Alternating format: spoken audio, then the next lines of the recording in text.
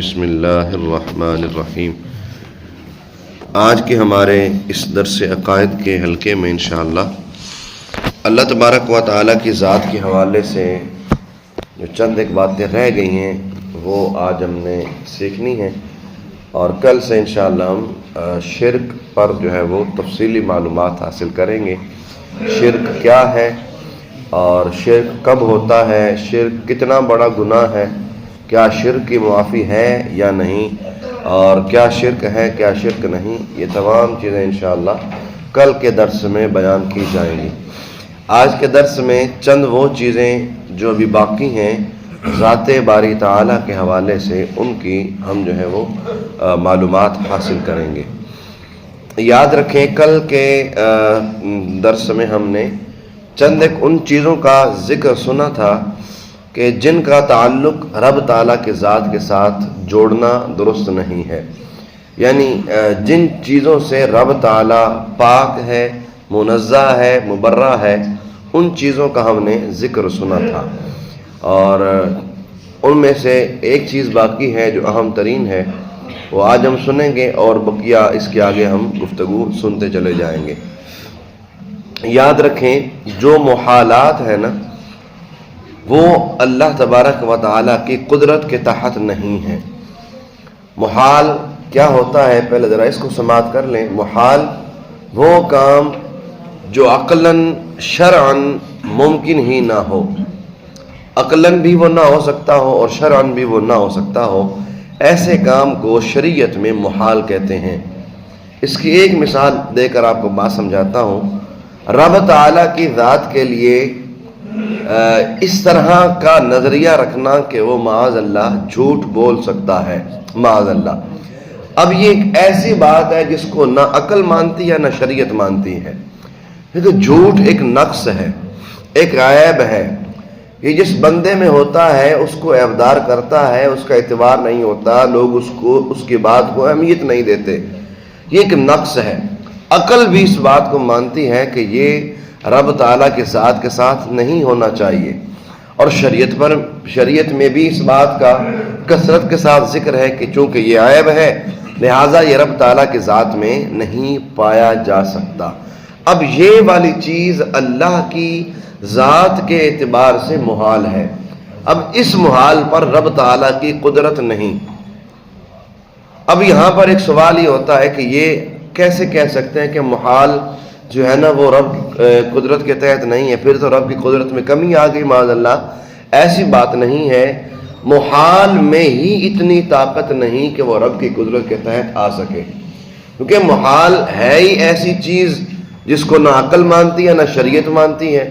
جس کو نہ عقل مانے نہ شریعت مانے اس کا پھر اعتبار کیسے کیا جا سکتا ہے؟ اس لیے اگر کوئی شخص یہ کہے نا کہ اللہ تبارک و تعالیٰ جھوٹ بولتا تو نہیں، لیکن اگر جھوٹ بولنا چاہے تو بول سکتا ہے، تو ایسا جملہ کہنے والا دائرہ اسلام سے خارج ہو جائے گا، کیونکہ اس نے ایک نقص والی چیز کا امکان رب کی ذات کے لیے ثابت کیا ہے جس کی یہاں گنجائش نہیں ہے۔ اور اس طرح باقی دیگر جو چیزیں ہیں نقص والی، وہ رب تعالیٰ کی ذات کے ساتھ جوڑنا اور یہ قول کرنا کہ رب تعالیٰ ایسا کرنا چاہے تو کر سکتا ہے، تو یہ درست نہیں ہوگا، یہ جائز نہیں ہوگا۔ اللہ تبارک و تعالیٰ کی بارگاہ میں اس کے حضور تمام عزتیں پست ہیں، یعنی دنیا میں جو بھی جتنی عزت والا ہے نا، رب کے سامنے اس کی عزت کچھ حیثیت نہیں رکھتی۔ فرشتے ہوں یا جن یا انسان یا اور کوئی مخلوق، کوئی بھی رب تعالیٰ سے بے نیاز نہیں ہے۔ دنیا میں جس کو جتنی عزت ملی ہے یہ رب کی دی ہوئی ہے، یہ کسی کی اپنی محنت، اپنی جو ہے نا وہ کمائی یا اپنے عہدے منصب کی برکت نہیں ہے، یہ رب تعالیٰ کی دی ہوئی ہے۔ عزت اللہ تبارک و تعالیٰ نے دی ہے، اور رب کے سامنے سب کی عزتیں پست ہیں، چاہے وہ انسان جس درجے کا بھی ہو، سب کی عزتیں اس کے حضور پست ہیں، سارے کے سارے اس کے فضل کے محتاج ہیں۔ انسان نے صرف، انسان بھی، حیوان بھی، چرند بھی، پرند بھی، جن بھی، سارے کے سارے اللہ کے فضل کے محتاج ہیں، اور زبان حال و قال سے، یعنی اپنی زبان سے بھی اور اپنے حالت سے بھی یہ بات واضح کرتے ہیں اپنی پستیاں اور اپنی احتیاجیوں کے معترف اور اس کے حضور سائل اس کی بارگاہ میں ہاتھ پھیلائے ہوئے، اور ساری مخلوقات چاہے وہ زمینی ہو یا آسمانی اپنی اپنی حاجتیں اور مرادیں اسی حق تعالی سے طلب کرتے ہیں۔ یعنی ساری مخلوقات جو ہیں یہ اپنی حاجات کس کی بارگاہ میں رکھتے ہیں؟ رب کی بارگاہ میں اپنی حاجات کو، اپنی مرادوں کو پورا کرواتے ہیں۔ رب کی بارگاہ میں ہر ایک اللہ کے فضل کا محتاج ہے، اور سب ہستیاں اس کے آگے نیست، ساری عزتیں اس کے حضور پست، ساری ہستیاں اس کے آگے نیست۔ اس دنیا میں کوئی اتنی بڑی سے بڑی ہستی ہے، بھلے وہ ولی ہے، صحابی ہے، تابعی ہے، بھلے وہ نبی ہی کیوں نہیں، رب کی بارگاہ میں، رب کے سامنے یہ ساری ہستیاں نیست ہیں۔ یا رب کے ساتھ نسبت والا پہلو اگر ختم کر دیا جائے تو یہ ہستیاں کچھ بھی نہیں، ان ہستیوں کی حیثیت کچھ بھی نہیں ہے۔ نہ کوئی ہستی نہ کوئی وجود۔ یعنی اگر رب تعالیٰ کا جو ہے نا یہ یہاں سے یہ نسبت ختم کر دی جائے تو پھر نہ کوئی ہستی برقرار رہے گی، نہ کوئی وجود یہاں پر موجود رہے گا۔ کل شیء ہالک الا وجہہ، ہر شے ہلاک ہو جائے گی مگر یہ کہ اللہ کی ذات باقی رہے گی۔ اللہ کی ذات ہلاک نہیں ہوگی، اس کو فنا نہیں ہے، وہ باقی رہے گی، ہمیشہ سے ہے اور ہمیشہ رہے گی۔ بقا یعنی باقی رہنا صرف اس کی وجہ کریم کے لیے باقی، سب کے لیے فنا، باقی باقی باقی فنا۔ یہاں پر باقی کا لفظ 3 بار آیا ہے، تینوں الگ الگ معنی میں ہے۔ باقی یعنی اللہ تبارک و تعالی، یہ باقی رب تعالیٰ کی صفت کے طور پر استعمال ہو، باقی باقی یعنی اللہ تبارک و تعالیٰ کے لیے بقا ہے، باقی سب فنا، اس کے علاوہ جو بقیہ ہیں وہ سارے کے سارے فنا ہیں، ان پر جو ہے وہ فنا آئے گی، ان پر جو ہے وہ ہلاکت طاری ہوگی۔ وجود واحد، موجود واحد، یعنی وجود باری تعالیٰ واحد ہے، اسی حی و قیوم ازلی ابدی کا جو وجود ہے وہی وجود واحد، اور وہی ہمیشہ سے ہے، ہمیشہ رہنے والا ہے، اور وہی ایک حی و قیوم ازلی ابدی موجود ہے۔ باقی سب اعتبارات ہیں، باقی ہر شے اعتبار ہے۔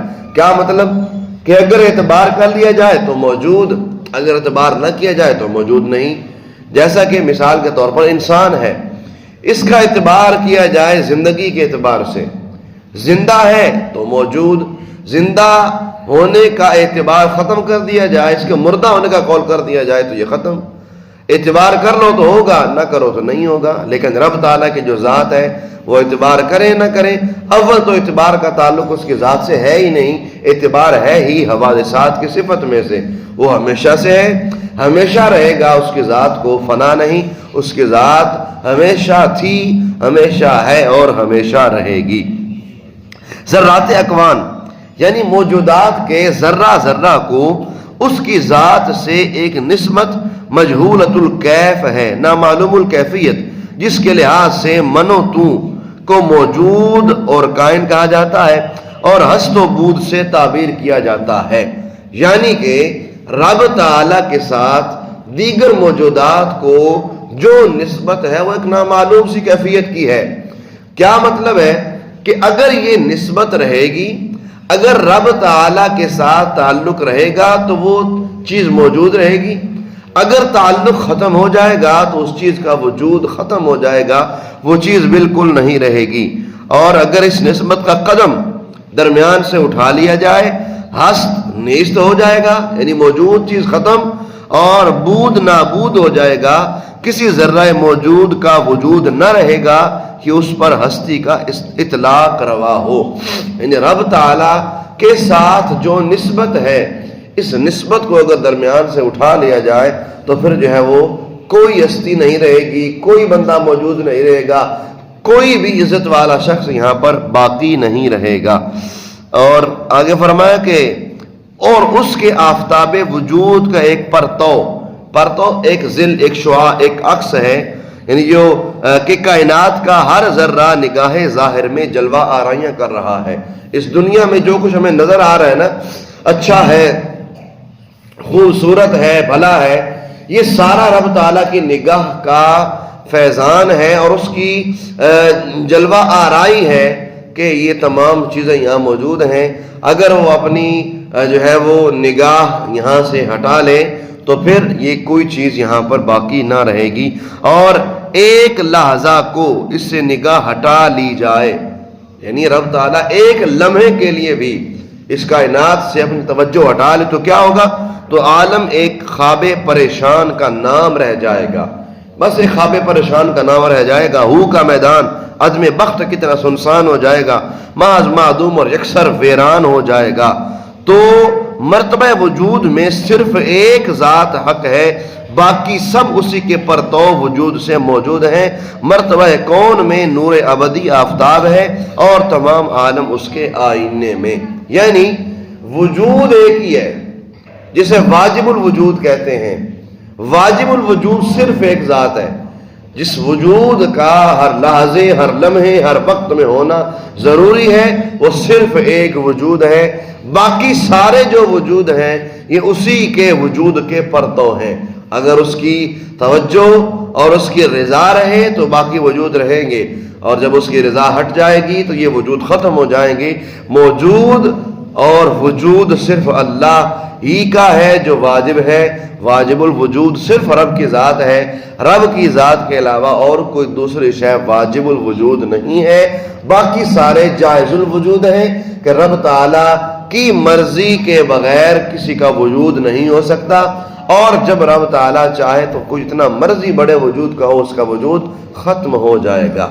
اللہ تبارک و تعالیٰ کی ایک صفت ہے علیم ہونا، عالم ہونا، جاننے والا ہونا۔ اب سمجھنے کی بات یہ ہے کہ رب تعالیٰ کا علم کتنا ہے۔ ہم دیکھتے ہیں کہ علیم قرآن پاک میں رب تعالیٰ نے اپنی صفت بیان کی، اور حضور صلی اللہ علیہ وسلم کے بارے میں بھی عالم اور علیم کے الفاظ روایات میں موجود ہیں۔ اب لفظ وہی ہے جس کو استعمال دو ہستیوں کے لیے کیا گیا، لیکن یہاں ایک ہستی واجب الوجود یعنی رب تعالیٰ ہے، اور ایک ہستی جائز الوجود ہے۔ اب یہاں درمیان میں فرق کیا ہوگا؟ اب جو رب تعالیٰ کا علم ہے اس کے بارے میں یہ سمجھ لیا جائے کہ اس کے علم کی کوئی حد بندی نہیں ہے، اس کا علم محدود نہیں ہے، غیر محدود اور غیر متناہی۔ غیر متناہی مطلب ختم نہ ہونے والا، جس کی کوئی انتہا نہیں۔ رب تعالیٰ کا علم جو ہے وہ اتنا ہے کہ بندہ اس کو کسی مقدار میں لا ہی نہیں سکتا، اس کی حد بندی کر ہی نہیں سکتا کہ اتنا علم ہے، اتنا علم ہے، اس کی مقدار کوئی معین کر ہی نہیں سکتا۔ اس کا علم غیر محدود اور لا متناہی، غیر متناہی ہے، اس کی کوئی انتہا نہیں ہے۔ رب تعالیٰ کا علم اتنا ہے کہ بندہ اس کا اندازہ لگا ہی نہیں سکتا کہ وہ کتنا ہے۔ اور حضور صلی اللہ علیہ وسلم کا علم جو ہے وہ رب کی عطا سے ہے۔ فرق یہ ہوگا کہ حضور کا علم متناہی ہے، محدود ہے۔ متناہی مطلب اس کی انتہا ہے، یہ کہیں نہ کہیں ختم ہوگا۔ حضور کا علم کتنا ہے اس پر ایک پورا ہمارا لیکچر ہوگا، حضور کے علم پاک کے حوالے سے۔ کتنا علم ہے، اللہ نے کتنا علم دیا اور کن کن چیزوں کا علم ہے حضور کو۔ خیر، جو حضور صلی اللہ علیہ وسلم کا علم مبارک ہے یہ ہے متناہی، یہ ہے محدود، اس کی حد بندی ہے۔ اور صرف سمجھنے کے لیے یہ بات سمجھ لی جائے کہ حضور کا علم اللہ کے علم کے سامنے سمندر کے ایک قطرے کی حیثیت رکھتا ہے، اتنا فرق ہے۔ لیکن وہ ایک قطرہ بھی کتنا ہے، اس کا یہ بیان جو ہے نا وہ آپ سنیں گے کہ وہ قطرہ بھی کتنا ہے، کہ جو اللہ نے اپنے حضور، اپنے مصطفیٰ، اپنے محبوب صلی اللہ علیہ وسلم کو عطا فرمایا۔ حضور صلی اللہ علیہ وسلم کا جو علم مبارک ہے یہ متناہی ہے، اس کی انتہا ہے، یہ ختم ہونے والا ہے اور محدود ہے، کسی نہ کسی جگہ پر جا کے ختم ہوگا، اس کی حد بندی ہے۔ لیکن جو رب تعالیٰ کا علم ہے اس کی نہ تو کوئی حد بندی کر سکتا ہے، نہ ہی اس کی کوئی مقدار معین کر سکتا ہے۔ یہی فرق ہے، اسی فرق کو سمجھ لیا جائے تو پھر بندے کے ذہن سے وسوسے سارے ختم ہو جائیں گے۔ لوگ اعتراض کرتے ہیں، تم کہتے ہو کہ حضور کو ما کان ما یکون کا علم ہے، جو ہو چکا جو ہوگا حضور جانتے ہیں، یہ تو پھر رب تعالیٰ کی صفت ہوئی۔ رب تعالیٰ ازل سے جانتا ہے، اس کے علم کا کوئی احاطہ کر نہیں سکتا، لیکن اللہ نے اپنے حبیب صلی اللہ علیہ وسلم کو یہ علم عطا فرمایا ہے۔ اب حضور کا جو علم ہے نا ما کان ما یکون کا، اور قیامت تک کا علم، بلکہ قیامت کے بعد کا علم جو حضور کے پاس ہے، یہ محدود ہے، متناہی ہے، اس کے ساتھ تعلق نہ جوڑا جائے، اور یہ نہ سمجھا جائے کہ جناب یہ علم اللہ کے علم کے برابری میں آ گیا، ایسا بالکل بھی نہیں ہے۔ حضور صلی اللہ علیہ وسلم کے پاس جو بھی ہے وہ حضور کا اپنا نہیں ہے، ذاتی نہیں ہے، بلکہ اللہ نے حضور صلی اللہ علیہ وسلم کو اپنی خاص عطا سے عطا فرمایا ہے۔ اللہ تبارک تعالیٰ کی صفت ہے رازق ہونا، رزق دینے والا۔ رازق وہی ہے، ان اللہ یرزق من یشاء بغیر حساب۔ اللہ قرآن میں فرماتا ہے کہ بے شک وہ اللہ جو رزق دیتا ہے جسے چاہتا ہے بغیر حساب کے، بغیر حساب و کتاب، بغیر گنتی کے، بغیر شمار کے۔ رازق ہونا یہ صفت ہے اللہ کی، اللہ تبارک و تعالیٰ ہی رزق دینے والا ہے، لیکن اس نے اس رزق کو تقسیم کرنے کے لیے چند افراد کی خود ذمہ داریاں لگائی۔ آپ نے یہ روایات پڑھی سنی ہوگی کہ جناب جبرائیل کا کام کیا تھا؟ اللہ کا پیغام نبیوں تک پہنچانا، وحی لے کر آنا۔ جناب اسرائیل کا کام کیا ہے؟ سب کو پتا ہے، کوئی نہیں بچے گا۔ جناب اسرائیل کا کام ہے موت لے کر آنا، روح بندے کی روح قبض کرنا۔ جناب اسرافیل کا کام ہے قیامت جب قائم ہوگی تو سور پھونکنا، 2 مرتبہ سور پھونکا جائے گا، پہلے مرتبہ پھونکیں گے ساری کائنات کے افراد مر جائیں گے، دوبارہ پھونکیں گے سارے قبروں سے بھی اٹھ کر آ جائیں گے، ساری مخلوق زندہ ہو جائے گی۔ اور جناب میکائیل کا کام ہے لوگوں میں رزق تقسیم کرنا، یہ ان کی ذمہ داری ہے، یہ ان کی ڈیوٹی ہے، اور اللہ نے خود ان کی ذمہ داری لگائی۔ رزق دینے والا اللہ ہے، اسی کا رزق آگے یہ تقسیم کر رہے ہیں۔ مثال اس کی یہاں اس کا تعلق نہیں ہے، صرف سمجھنے کے لیے بغیر تشبیہ کے یہاں پر ایک مثال سمجھ لیں۔ ایک شخص نے جناب، ایک شخص کا مال ہے، اس نے ایک بندے کو کہا کہ یہ میرا مال ہے، جاؤ تقسیم کرو غریبوں میں۔ اب وہ تقسیم کرنے والا جو ہے نا، وہ صرف ایک تقسیم کرنے والے کی حیثیت رکھتا ہے، اس کا اپنا مال نہیں کہا جا سکتا کہ اس کا اپنا مال ہے یہ دے رہا ہے اسی کا، اس نے اس کو دیا اور یہ آگے تقسیم کر رہا ہے۔ تو یہ ایسے ہی یہاں اس مثال کا یہاں اس طرح منوان تعلق نہیں ہے، آپ سمجھیں کہ رب تعالیٰ کا ہی ہے سارے کا سارا رزق، اللہ ہی دینے والا ہے، اللہ ہی روزی عطا فرمانے والا ہے، لیکن اللہ نے ہی یہ ذمہ داری میکائیل کی لگائی ہے کہ وہ رب کے خزانوں کو لوگوں میں تقسیم فرماتے ہیں۔ اور ہمارے مصطفیٰ کی بھی یہ شان ہے، سرکار کا اپنا فرمان ہے، یہ روایات میں، احادیث میں، کئی کتب میں یہ روایت مل جائے گی۔ سرکار کا فرمان ہے واللہ یعطی انما انا قاسم، کہ اللہ عطا کرنے والا ہے، اللہ دینے والا ہے، انما انا قاسم، اور میں اللہ کے عطیے سے لوگوں میں تقسیم کرنے والا ہوں۔ اب حضور صلی اللہ علیہ وسلم اللہ کا رزق تقسیم کرنے والے ہیں، اللہ نے اپنے خزانوں کی چابیاں مصطفیٰ کریم صلی اللہ علیہ وسلم کے ہاتھ میں رکھ دی ہیں۔ سرکار خود فرماتے ہیں، صحیح ترمذی کی روایت ہے، آپ فرماتے ہیں کہ میرے ہاتھ میں اللہ تبارک و تعالیٰ نے زمین کے سارے خزانوں کی کنجیاں رکھ دی ہیں، تو یہ ساری چیزیں رب تعالیٰ نے مجھے عطا فرما دی ہیں۔ اب حضور صلی اللہ علیہ وسلم کے پاس جب اللہ کے خزانے ہیں، جب حضور تقسیم بھی فرماتے ہیں تو حضور صلی اللہ علیہ وسلم جسے چاہیں، جتنا چاہیں، جب چاہیں نواز دیں، یہ اللہ نے حضور صلی اللہ علیہ وسلم کو اتھارٹی اور شان عطا فرمائی ہے۔ یاد رکھیں غیر اللہ سے ہم ڈائریکٹ اس کو ذاتی طور پر رازق سمجھ کر اس سے مانگیں، یہ جائز نہیں ہے، یہ شرک ہے۔ مثال کے طور پر ایک شخص کسی مزار پہ حاضر ہوا، غوث پاک کے مزار پہ حاضر ہوا اور جا کے عرض کرتا ہے کہ یا غوث مجھے روزی دیجئے، یا غوث مجھے مال دیجئے، یا غوث مجھے اولاد دیجئے، تو یہ جملہ کہنا درست نہیں ہے۔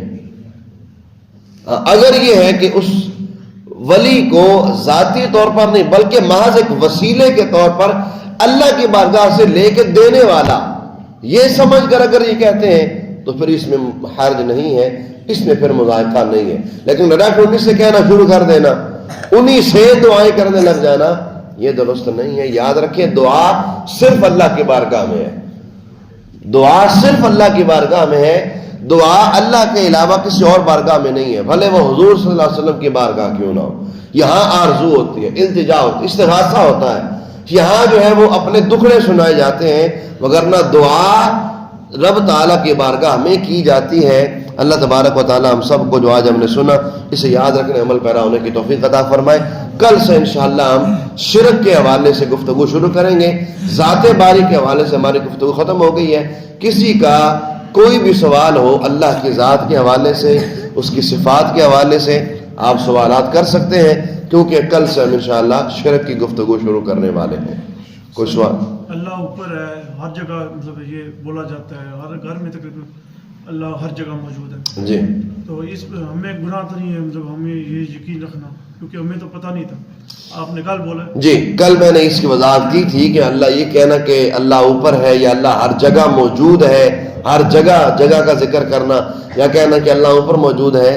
اب ایک ہے علم نہیں تھا، پتہ نہیں تھا، نادانی میں یہ اگر جملہ نکل گیا تھا منہ سے تو پھر اس پر بھی توبہ جو ہے وہ کر لینی چاہیے، اور اپنے گھر میں بھی یہ تعلیم عام کر دینی چاہیے، سب کو بتا دینا چاہیے کہ یہ جملہ کہنا درست نہیں ہے. اور ایک یہ بھی جملہ ہوتا ہے کہ اللہ اوپر سے دیکھ رہا ہے، یوں نہ کرو. بچے جب شرارتیں کرتے ہیں تو پھر کہتے ہیں اللہ تبارک و تعالیٰ اوپر سے دیکھ رہا ہے، نہ ایسے نہ کرو، یہ بھی جملہ درست نہیں ہے. اس کی وجہ بھی کل آپ کو عرض کر دی تھی. وجہ یہ ہے کہ اس میں جہت کا ثبوت ہوتا ہے، اوپر ہونا ایک جہت ہے، اور اب تعالیٰ جہت سے پاک ہے، اس کے لیے جہت ثابت کرنا درست نہیں ہے. اور اس طرح اگر علم نہیں تھا اور یہ بار بار زبان سے نکلا تو توبہ کر لینی چاہیے، اللہ تبارک و تعالیٰ کے بارگاہ میں معافی مانگنی چاہیے، رب تعالیٰ توبہ قبول فرما لے گا. کسی کا کوئی سوال اور ہو مزید؟ یا جبار ہو، اللہ تعالیٰ کی صفت ہے، اس کا جی. مطلب ہے جبر کرنے والا، جبر کرنے والا. تو یہ اللہ تعالیٰ کے لیے مطلب استعمال ہوتا ہے.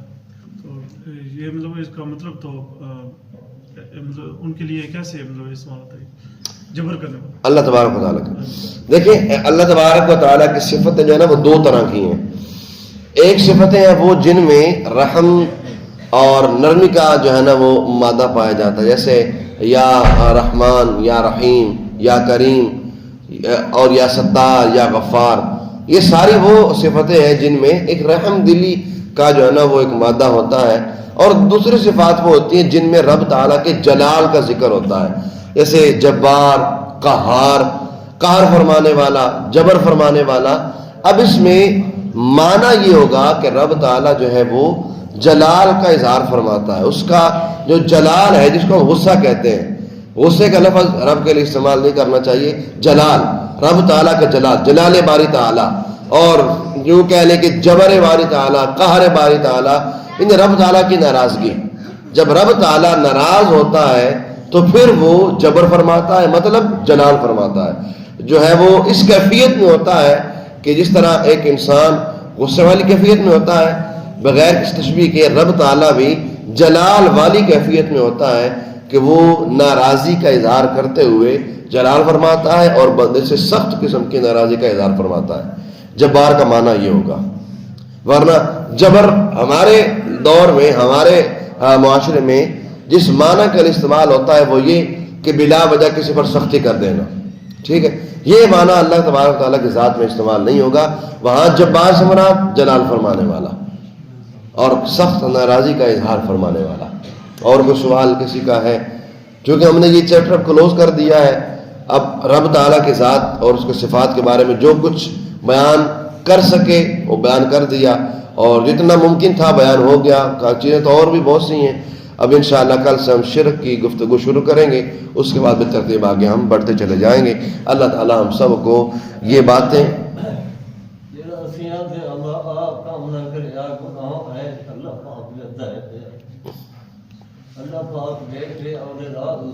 جی جی نہیں، آپ کا جملہ ہے نا، اس میں اور اس جملے میں فرق ہے.